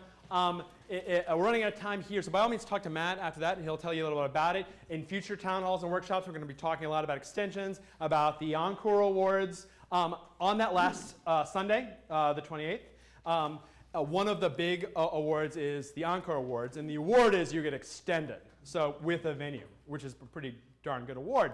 A couple are cash, but I think this is actually the best sponsored award because you actually can go on and continue to perform your show. You will get lots of information from us moving forward and how to do it. In the meantime, you can talk to Matt, you can talk to your venue and ask if your venue participates in it. They have a group of judges that represent each venue walking around seeing shows during it, and they select the shows that that are going to the Encores Awards. One important thing, and I didn't mention this, but I'll mention it now, is one of the important laws of the Fringe is that you're all our favorite children. We go to extraordinary, some would say unreasonable levels to not promote one show over the other. It's not Coachella. You don't have your 24-point font and your 13-point font and your also ran and 10-point font. And in the font you can't read underneath that. That's not how it works. Everyone at the Hollywood Fringe Festival is the same font. And that's how it works. So if you say, hey, can you promote our show a special way, we'll say, we're going to give you the exact same opportunities we give every other show. And it's like law amongst Fringe staff. So that, but the encores and the awards are subjective. It is not the Hollywood Fringe organization choosing who wins the encores. It's the participating venues that feel that it would promote their venue to continue to extend your show because you got a great show and you can attract an audience. That's how that works. Great. Next question. We're in 6. Yes. Hi, I'm Danny Alfaro. I like long runs on the beach and fringe ships. So, but I wanted to thank Ben and Con and Zay and James and Dave and everybody. Last year I did my one-person musical. It was awesome. It was very much a work in progress. My question is how to connect last year to this year at all, if there's any reason to do that on the website with your thing, you know? Oh, sure. Are you talking about producing the same show again or somehow connecting? Okay, well, that's a good question. People ask, should I produce the same show I did last year? Not pro, by the way. Yeah, it is entirely up to you. And let me say that about content. I did want to mention this, is that a lot of people say, should I just do this weird experimental stuff, just original stuff? Should it just be 45 minutes? Because that's sort of the average. Or can I produce a 2-hour show of a traditional Hamlet or something like that? You absolutely can. There are a lot of shows. And I'll tell you, some of the biggest sellers at the Fringe have been 2-hour traditional plays and musicals. You absolutely can.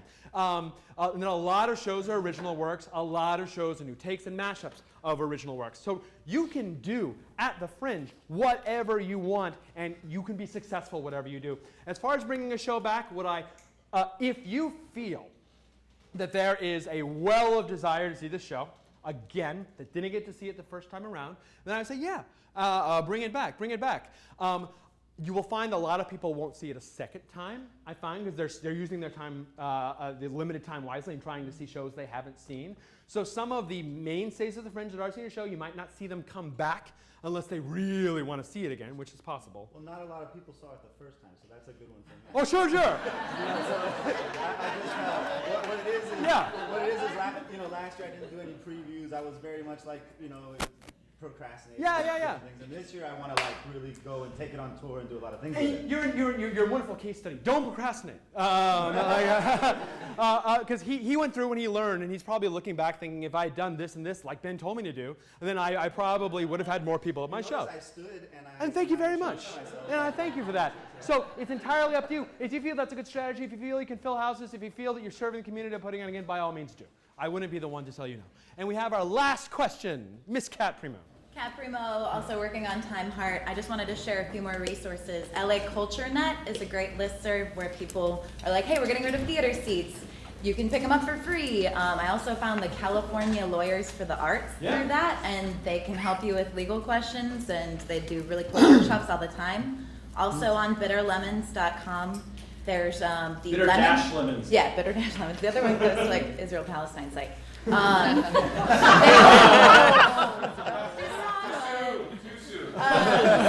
They have a lemon list, and you can post, I'm looking for a director, or I need props, or whatever on that as well. And once you have your press release, post it on the Fringe site, but also post it on Bitter Lemons, and they will then incorporate you in their lemon list throughout the Fringe. And Kat has done several award-winning shows at the Fringe, and she's back again. So if you have, she very well might be a participant on one of these so-called workshops. So if you have any questions about previous Kat, we'll probably be at the 3 clubs afterwards. Yeah. All right, guys. Thank you all for coming. Thank you.